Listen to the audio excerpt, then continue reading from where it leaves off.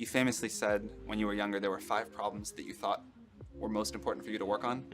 If you were 22 today, what would the 5 problems that you would think about working on be? Well, first of all, I think if somebody is doing something that is useful to the rest of society, I think that's a good thing. Like, it doesn't have to change the world. Like, you know, if you're doing something that has high value to people, and frankly, even if it's something, if it's like just a little game, or you know, some improvement in photo sharing or something, if it has a small amount of good for a large number of people, I mean, I think that's fine. Like, stuff doesn't need to be changed the world just to be good.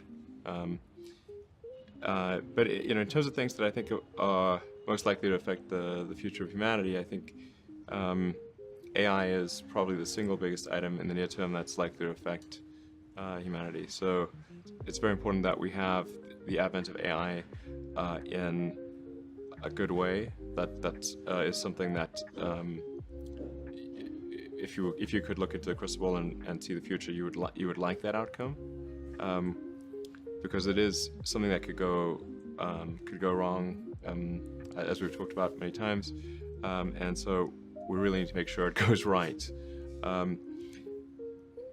That's I think AI, working on AI and making sure it's a great future. That's the most important thing I think right now, the most pressing item. Then obviously anything to do with genetics.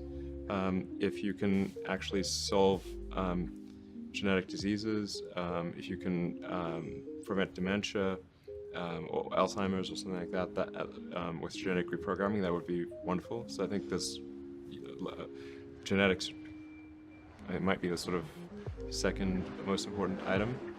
I think having a high bandwidth interface to the brain, like we're currently bandwidth limited. We have a digital tertiary self in the form of our email capabilities, our computers, phones, applications. We're effectively superhuman, but we're extremely bandwidth constrained in that interface between the cortex and your sort of that tertiary digital form of yourself. And helping solve that bandwidth constraint would be, I think, very important for the future as well.